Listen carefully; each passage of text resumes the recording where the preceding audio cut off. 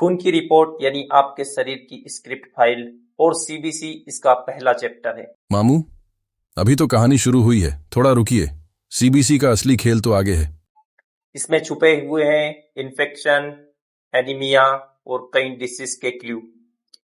CBC यानी complete blood count, इसमें होते हैं डब्ल्यूबीसी, आरबीसी, प्लेटलेट्स।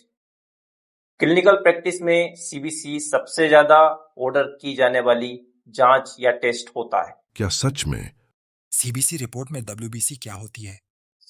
डब्ल्यूबीसी यानी white blood cells normal range होती है 4000 से 11000।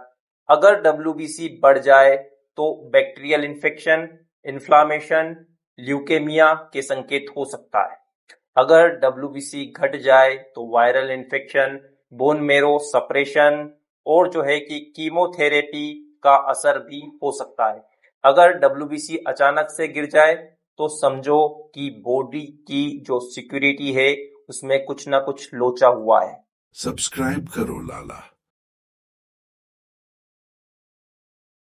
न्यूट्रोफिल हाई है तो बैक्टीरियल इन्फेक्शन या स्ट्रेस, लो हो गया तो एप्लास्टिक एनीमिया हो सकता है, कीमोथेरेपी के कारण से भी ये लो हो सकता है। लिम्फोसाइट यदि हाई है तो जो है कि वायरल इन्फेक्शन हो सकता है, टीबी का इन्फेक्शन भी हो सकता है, और यदि लो है तो एचआईवी या फिर स्टेरॉइड से भी लिम्फोसाइट लो। इयोसिनोफिल यदि हाई है तो एलर्जी या पैरासाइट, और लो है तो स्ट्रेस या फिर कुशिंग सिंड्रोम हो सकता है। मोनोसाइट की बात करें तो मोनोसाइट यदि हाई है तो जो है कि क्रोनिक इन्फेक्शन हो सकता है जैसे टीबी। यदि लो है तो एप्लास्टिक एनीमिया में भी जो है कि मोनोसाइट लो हो जाते हैं। न्यूट्रोफिल्स पुलिस वाले हैं, लेकिन अगर लिम्फोसाइट अचानक से बढ़ जाए तो समझो कि वायरल ने चुपके से हमला कर दिया है।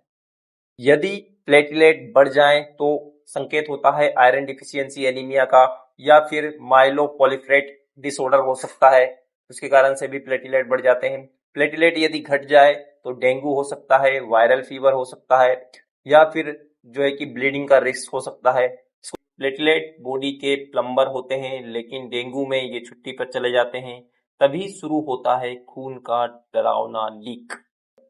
आरबीसी यानी आपके शरीर में ऑक्सीजन को डिलीवर करने वाला डिलीवरी बॉय।